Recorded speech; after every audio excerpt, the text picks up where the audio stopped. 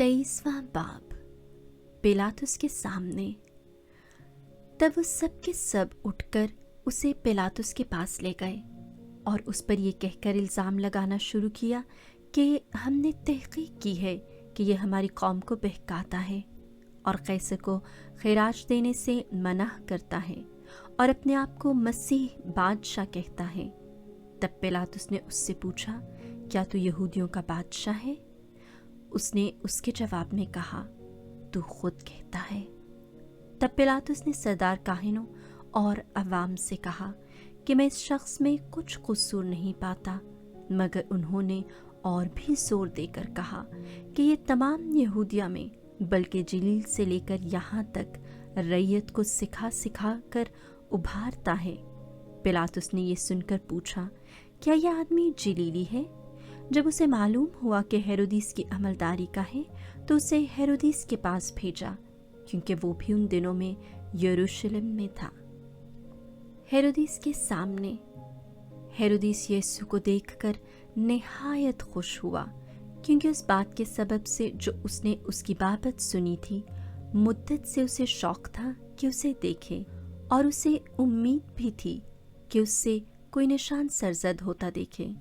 और वो उससे बहुतेरी बातें पूछता रहा, मगर उसने उसे कुछ जवाब न दिया। और सरदार काहिन और फकी खड़े हुए बड़ी शदुमत से उस पर इल्ज़ाम लगाते रहे।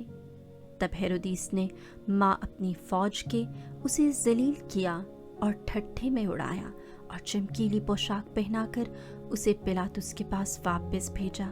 और उसी दिन हेरोदिस और पिलातुस आपस में दोस्त हो गए, क्योंकि पहले उनमें दुश्मनी थी। कत्ल का हुक्म। और पिलातुस ने सरदार काहिनों और लश्करी सरदारों और अवाम को जमा करके उनसे कहा, तुम इस शख्स को मेरे पास ये कहते हुए लाए कि ये लोगों को बहकाता है। देखो, मैंने तुम्हारे सामने तहकीकात की, मगर उन इल्ज़ामों में से जो तुम उस पर लगाते हो, उनकी निस्बत ना मैंने इस शख्स में कुछ पाया और ना हेरोदिस ने, क्योंकि उसने इसे हमारे पास वापस भेजा है। और देखो, इससे कोई ऐसा फाल नहीं हुआ जिससे कत्ल के लायक ठहरता। बस मैं इसे पिटवा कर छोड़ दूंगा। उसे ईद में ज़रूर था कि किसी को उनकी खातिर छोड़ दे। वो मिलकर चिल्ला उठे कि इसे ले जा और हमारी खातिर बरअब्बा को छोड़ दे। ये किसी फसाद के लिए जो शहर में हुआ था, खून करने के सबब से कैद में डाला गया था। मगर पिलातुस ने इस इरादे से कि यीशु को छोड़ दे उनसे दोबारा कहा, पर वो यूं कहकर चिल्लाते रहे, इसे सलीब दे, सलीब।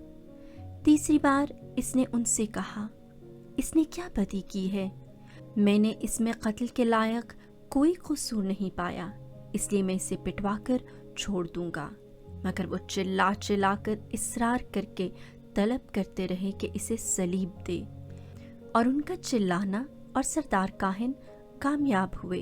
तब पिलातुस ने हुक्म दिया कि उनकी ख्वाहिश के मुताबिक, और उसने उस शख्स को छोड़ दिया जो फसाद और खून की वजह से मुक़ीद था और जिसे उन्होंने मांगा था, और यीशु को उसने उनकी मर्जी के हवाले किया।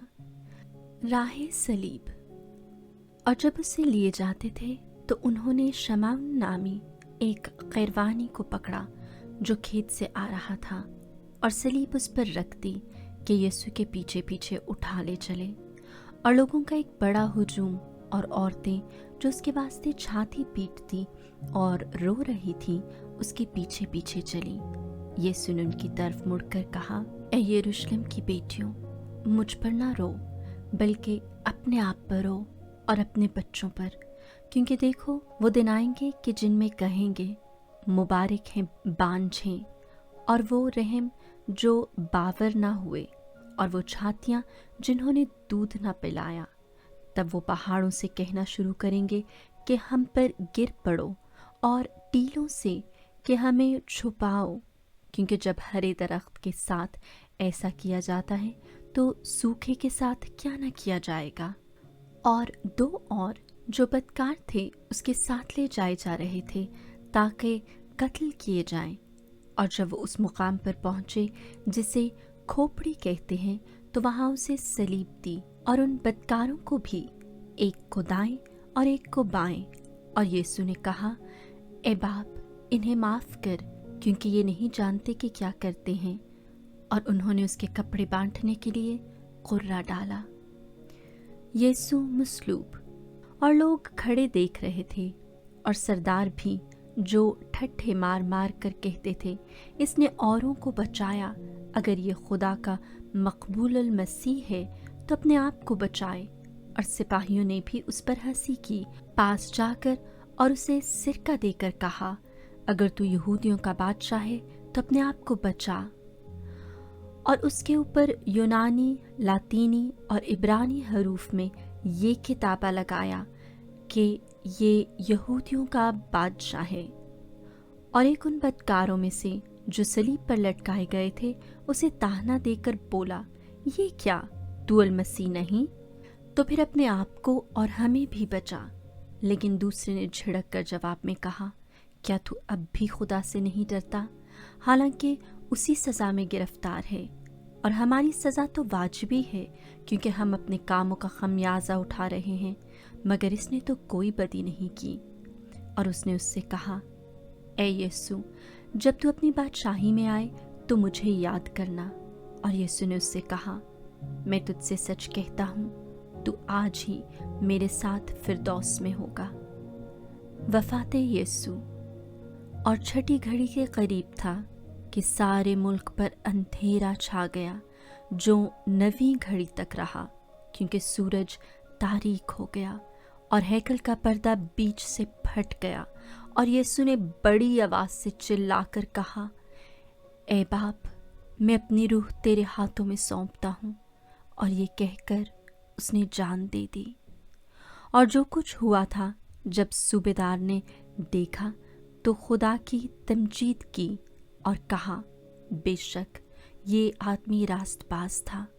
और जितने लोग इस नज़ारे को देखने के लिए इकट्ठे खड़े हुए थे, जब जो कुछ हुआ देखा तो छाती पीटते हुए लौट गए। और उसके सब जान पहचान और वो औरतें जो जलील से उसके पीछे होली थीं, दूर खड़ी होकर ये बातें देख रही थीं। कफन दफन। और देखो, यूसुफ नामी एक शख्स जो मुशीर था और मर्दे नेकोरास्त, वो उनकी राय व अमल में शरीक ना हुआ था। वो यहूदियों के शहर रामा का और खुद खुदा की बादशाही का मुंतज़िर था। इसने पिलातुस के पास जाकर यीशु की लाश मांगी और उसे उतारकर कतानी चादर में कफनाया और एक कब्र में रखा, जो चट्टान में खुदी हुई थी, जहाँ कभी कोई रखा ना गया था। वो तहैया का दिन था और सबत शुरू होने को था। और वो औरतें जो उसके साथ जलील से आई थीं, पीछे पीछे चली और उस कब्र को देखा, और ये भी कि उसकी लाश किस तरीके से रखी गई है। और लौटकर उन्होंने खुशबूदार चीज़ें और इत्र तैयार किया, और उन्होंने हुक्म के मुताबिक सबत के दिन आराम किया।